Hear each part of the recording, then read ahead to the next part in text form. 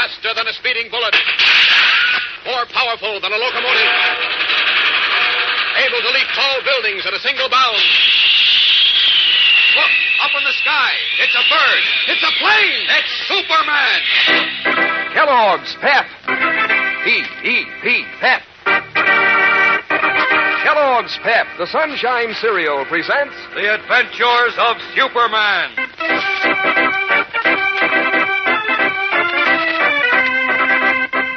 Today we continue with our GI protest against racial discrimination.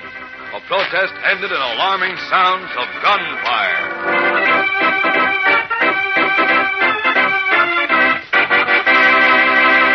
Hello there, gang. This is your pal Dan McCullough. Say, which is it? Is it a bird? Is it a plane? Is it a button? Well, you never can tell for sure until you open your package of Kellogg's Pep and see which of those three kinds of prizes you'll get. So, every prize is always an exciting surprise. Sure, it might be one of Pep's 18 slick comic buttons, picturing one of your favorite comic strip characters to pin on your beanie cap or your jacket. Or, it might be a model of a fighting plane, one of 7 thrilling plane models in the series, all made of colored cardboard and easy to assemble. Or, your next Pep prize might be a beautiful full-color bird picture from a series of 24, each with a description on the reverse side so you can name and know any of these birds around. And say, speaking of birds, you'll sure be an early bird to the breakfast table when Kellogg's Pep heads the menu, because every spoonful of these crisp whole wheat flakes is brimming with cool come-on. Every spoonful is a treat in itself. Every dish of Pep just about doubles the fun of breakfast. Yes, sir, you'll say that catchy Pep flavor is strictly terrific. So get going, gang. Ask Mom for Kellogg's Pep, the Sunshine Cereal, and look for your prize inside the package. Now, the adventures of Superman. Led by young Joe Martin, a hero of the Okinawa invasion, and brother of Beanie, the Daily Planet copy boy, 1,000 returned veterans staged a mass meeting on the steps of the state capitol. A meeting of protest against racial and religious discrimination in the awarding of state jobs. Demanding an explanation from Governor Wheeler, the ex-GIs were told there was no discrimination. Angry and indignant, the men swarmed up the Capitol steps. In a moment of fear and panic, the governor lost his head and ordered a squad of state troopers armed with Tommy guns to fire into the crowd. Shots rang out. As we continue now, our scene is the editorial office of the Daily Planet. Beanie Martin, in response to the ringing of a bell, has stepped into the teletype room to get the news clip being fed out of one of the machines. He stands by idly as the keys automatically print the news report in bright purple ink. Suddenly he stiffens, and the color drains from his cheeks. His eyes race over the glaring lines of type. Mouth agape, he reaches out and rips the long sheet of paper out of the machine just as the clatter of the keys stops. Then, turning, he races through the city room looking for Clark Kent. Mr. Kent! Mr. Kent! How many times have I told you not to barge into this office without knocking? Yes, sir, but this is important. Mr. Kent! Get out of here! Get out! Hold it, before I... Chief. Hold it. What's the matter, Beanie? You're pale as a ghost. He'll be a ghost unless he gets out of here. Please, Mr. White. Come in, Beanie. Come in and close the door. Now, what's the trouble? My brother. It's about my brother. Your brother Joe? Yes. Oh, what about him? What about him? Please, can't you see the boy's upset? Here, look at this teletype. Nobody gives a hoot when I'm upset. Great Scott. What is it, Kent? Listen to this. A returned veteran, hero of Okinawa invasion, was seriously wounded today when, at the order of Governor Wheeler, a detachment of state policemen fired into a group of ex-GIs staging a protest meeting on the steps of the state capitol. Oh, I don't believe it. Even Wheeler, as rotten as he is, Wait a wouldn't minute, do it. there's more. The wounded man is Joe Martin of 1040 Wilton Drive. My brother. Said to be the leader of the veteran group organized to protest against racial and religious discrimination in the awarding of state jobs. Immediately following the incident, Martin was removed to the Metropolis Hospital, where he's been placed on the danger list. Oh, there, Beanie. I'm sorry I shouted at you, but don't cry now. We'll take care of everything. Now, Kent, you get on this thing immediately. Get all the facts. Well, now, look. If Wheeler's responsible for this, I'll have him impeached. Wait. I'll ruin him for life. Wait a minute. In the first place, I can't quite believe that the state police would fire into a group of veterans. In the second place, I'm going to the hospital to see about Beanie's brother. Assign someone else to the story. Give it a Lois. Oh, where is she? Probably in her office. Beanie, you locate Jimmy Olsen and get him to go home with you. Yes, sir. And don't you worry about your brother. Now, everything possible will be done for him. See you later, Chief.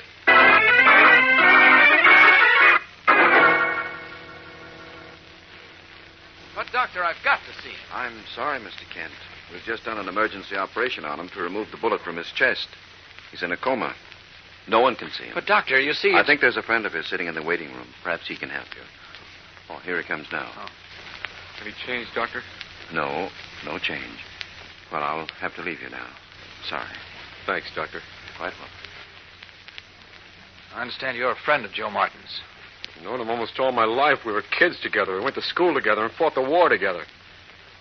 Now this has to happen. Yeah, I know. My name is Clark Kent. I'm with the Daily Planet. Joe's brother, Beanie, works for us. Oh, that's right. Joe's mentioned you lots of times. I'm Sam Robbins. Glad to meet you. Glad to meet you, Sam. Tell me, were you at the state capitol when this thing happened? I was there all right, but it didn't do much good. No. I tried to tell the boys someone was going to get hurt, but they wouldn't listen. Did the state police actually fire at them? I hate to have to say this, Mr. Kent, but I'm afraid they did. Did they? They had Tommy guns. Our bunch was sore, and they started up the steps to where the governor and some of his stooges were standing. Uh-huh. I heard him yell to the troopers to fire. The next thing I knew, the Tommy guns were blazing away, and Joe was right next to me, crumpled up and dropped. Was anyone else hit? No, just Joe, the one guy who didn't have it coming to him. Huh. The guy who just the same was fighting for the Jews, the Catholics, and all the rest of the people who get pushed around. Doesn't make sense, Sam. You're telling me.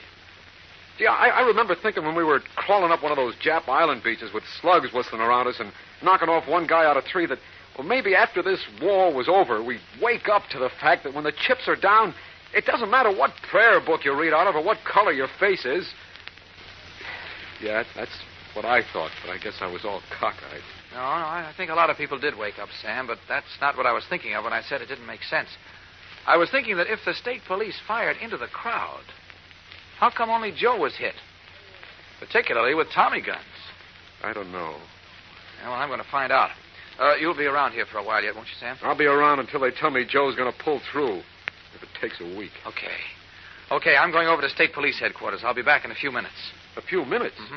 But it's 20 miles from here. What are you, Superman? Sometime, Sam. See you later.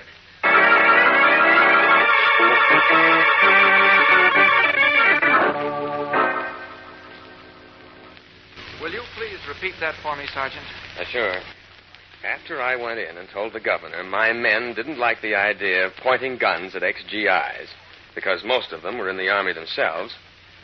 Yeah. And after Latimer, well, he was in the governor's office. Big George Latimer? Yeah, that's right. You know, I don't understand it. I cross-examined each one of my men.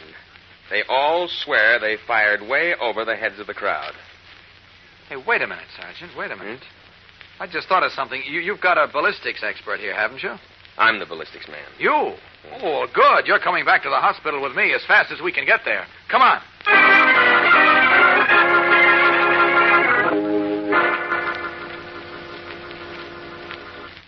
Are you sure, Doctor, that this is the bullet removed from Joe Martin's chest?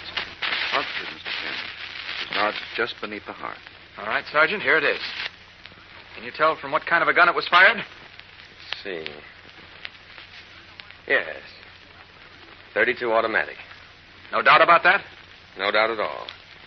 It could never have been shot out of a Tommy gun. That, of course, clears my men. Wait a minute. The state police carry sidearms, don't they? Yes, but they're .44 caliber police specials. They're revolvers, not automatics. And this bullet came from an automatic. Weighing the twisted lead bullet in his hand, Sergeant Adams of the state police makes a positive statement. A statement that opens a new trail for Superman. But in a moment, even the Man of Steel will be faced by the shock of his life. So stand by for the startling climax of today's episode. Say, gang, isn't it swell just to see a dish of Kellogg's Pep at your place at the breakfast table? Pep looks so crisp and light and golden that, well, you can hardly wait to pitch in. And believe you me, a bowl of Pep tastes just as good as it looks. Those cool, crunchy whole wheat flakes are crammed with Pep's special kind of teasing, pleasing, catchy flavor. Yes, sir, when it comes to brightening up breakfast, Pep's a terrific hit. And say, Pep's terrific, too, when it comes to swell prizes. 3 different kinds of prizes, one or the other in every Pep package. Makes each prize seem 3 times as exciting because, well, you never know which you'll get next. For instance, you might find a colored cardboard model of a fighting plane, and you'd be smart to collect all 7 model planes in the series. Or you might find one of Pep's 24 full-color bird pictures with a description to help you know these birds every time. Or you might find a bright-colored comic button picturing one of 18 different comic strip characters to pin on your jacket or your beanie cap. So get in on the fun, gang. Ask Mom to get you Kellogg's Pep, the Sunshine cereal. In the waiting room at the Metropolis Hospital, Sergeant Adams, ballistics expert of the state police, in the presence of Clark Kent and Sam Robbins, has made an amazing statement that the bullet that plowed its way into Joe Martin's chest was fired from a .32 automatic, not from a Tommy gun. For a moment, even Kent is amazed. Then... You're sure about that, Sergeant? I'm positive. You mean someone else fired the shot at Joe? It wasn't one of the cops? But it looks like, Sam. But who did it? Well, from now on, our job is to find out. Well, all I know is I'm going to... Hold it. Here comes Big George Latimer. Excuse me. The nurse at the desk said some friends of Joe Martin were in here. My name's George Latimer. I'm a friend of Joe's. Oh, that's fine, son. What's your name? Robbins. Sam Robbins. Oh, really?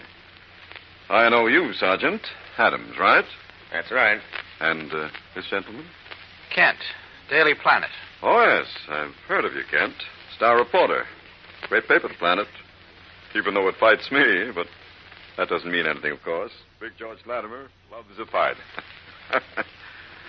We can't see anything to laugh about, Mr. Latimer. Joe Martin is pretty close to dying in one of these rooms. Yes, that's why I'm here. Governor Wheeler asked me to come down and see what I could do for young Martin. Oh? At the same time, to correct the impression some people seem to have that Martin was wounded by the state police. Wasn't he? No, Kent, he wasn't. Well, what did happen? Who shot Martin? Well, I was standing on the top step of the Capitol with the governor when the crowd of veterans got a little too excited and started up the steps. I saw one of them pull a gun. Then the governor, certain he was about to be attacked, gave the order to fire. Naturally, one couldn't hear a pistol shot with Tommy guns blazing. Are you trying to tell us that one of the veterans shot Joe Martin? Yes, Kent, I am. It's an old trick, and it was pulled this time to make the governor and the state police look bad. You think you could identify the man you saw pull the gun? Yes. And I don't have to go far. There he is, standing right next to you. What? His name is Sam Robbins.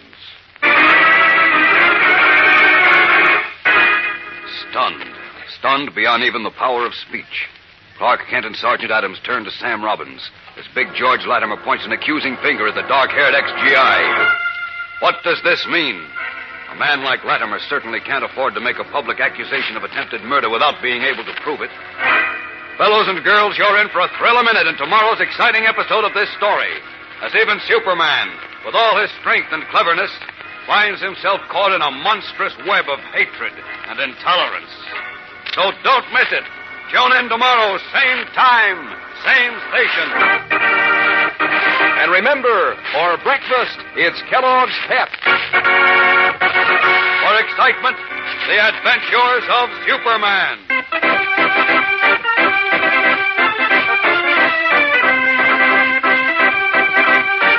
Superman is a copyrighted feature appearing in Superman DC comic magazines and is brought to you Monday through Friday at the same time by Kellogg's Pep, the Sunshine cereal.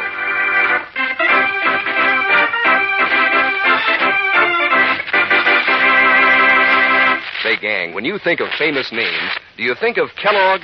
You know, that's the greatest name in cereals. And Kellogg makes Kellogg shredded wheat, the tender, plump biscuits made just the right size to fit your breakfast bowl. And are they good? Full to the brim with natural nut sweet flavor. Good for you, too. They're made of nutritious whole wheat. What's more, Kellogg gives you 15 delicious biscuits in every package of Kellogg shredded wheat. Try 'em soon. And be sure to be with us tomorrow for the thrilling adventures of Superman. This is the Mutual Broadcasting System.